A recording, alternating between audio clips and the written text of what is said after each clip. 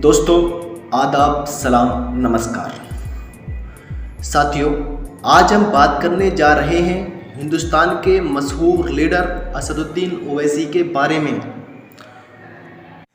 जिनको अक्सर आप लोग न्यूज़ चैनलों और पार्लियामेंट में बेबाकी के साथ बोलते देखते होंगे। दोस्तों, मैं आपको बता दूं, असदुद्दीन ओवैसी की पार्टी AIMIM की स्थापना 12 नवंबर 1927 को हैदराबाद में हुई थी।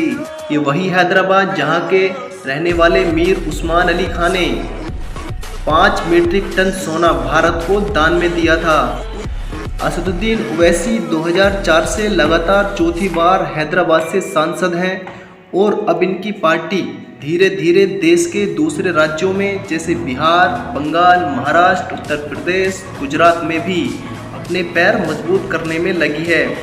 महाराष्ट्र में इनका औरंगाबाद से एक मेंबर ऑफ पार्लियामेंट है, बिहार में 5 MLA हैं, गुजरात में कॉरपोरेटर हैं और तेलंगाना में 7 MLA हैं और अब यूपी में पूरी मेहनत के साथ चुनाव प्रचार कर रहे हैं।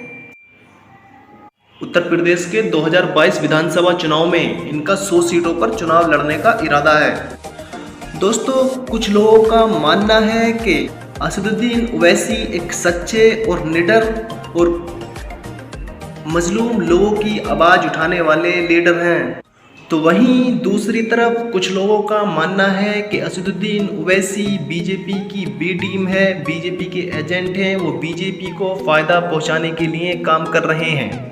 दोस्तों, अगर बात कर ली जाए उनको सपोर्ट करने वालों की, तो ये सच है कि असदुद्दीन ओवैसी एक इंटेलेक्चुअल लीडर हैं और वो बेबाकी से संसद में सत्ता पक्ष से कड़े सवाल करते हैं, जिसको देखते हुए उन्हें 2014 में संसद रत्न से नवाजा गया था। हैदराबाद में गरीब लोगों के लिए स्कूल हॉस्पिटल भी चलाते हैं। ये सालारे मिल्लत ट्रस्ट से 12 कॉलेज, 9 स्कूल तो हॉस्पिटल चलाते हैं। हिंदुस्तान के सबसे ज़्यादा पढ़े लिखे नेता भी हैं। दोस्तों, काम और भी बहुत है, लेकिन हमारा मकसद इनके काम गिनाना नहीं है, हमारा मकसद सच्चाई को जानना है।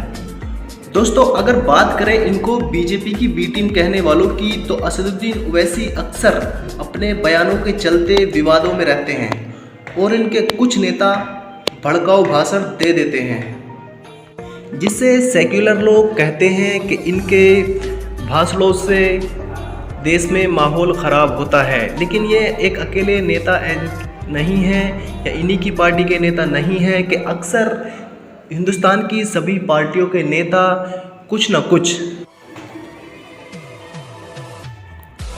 जिनसे हिंदुस्तान के हर नेता को बचना चाहिए, और हिंदुस्तान में जो भी भड़काऊ भाषण देता है हम भी उसकी कड़ी मजम्मत करते हैं।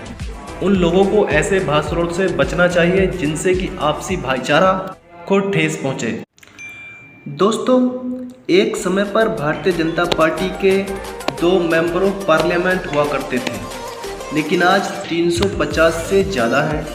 2019 में असदुद्दीन ओवैसी की पार्टी ने 3 लोकसभा सीट पर चुनाव लड़ा था, जिनमें 2 पर जीत दर्ज की। बाकी की 540 लोकसभा सीटों पर विपक्ष हार गया। ये एक सवाल है, क्यों हार गया? और बिहार में AIMIM ने 19 सीट पर चुनाव लड़ा, जिनमें 5 पर जीत दर्ज की और उनमें से 7 सीट पर RJD जीती और कांग्रेस ने 70 में से 19 पर जीत दर्ज की। तो यह हरगिज नहीं कहा जा सकता कि बीजेपी ओवैसी की वजह से जीतती है। दोस्तों, मैं आपसे कहना चाहता हूं कि अगर आपके किसी के पास कोई सबूत है कि ये बीजेपी के एजेंट हैं, तो आप उस सबूत को बाहर लेकर आएँ, न्यूज़ में लेकर उस पर चर्चा करें और हम भी आपके साथ मिलकर असदुद्दीन ओवैसी का विरोध करेंगे कि ये नेता कौम के साथ गद्दारी कर रहे हैं और ये सज़ा के हकदार हैं।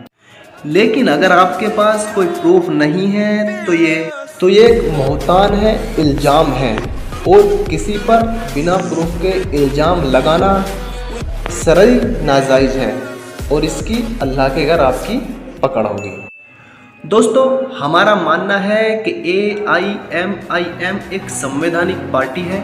भारत में कहीं भी इलेक्शन लड़ने का इसका संवैधानिक अधिकार है और ये बीजेपी की बी टीम कहीं से भी साबित नहीं होती।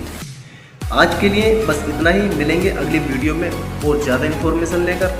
आप अपनी अपनी राय कमेंट बॉक्स में ड्रॉप करें, चैनल को सब्सक्राइब करें, वीडियो को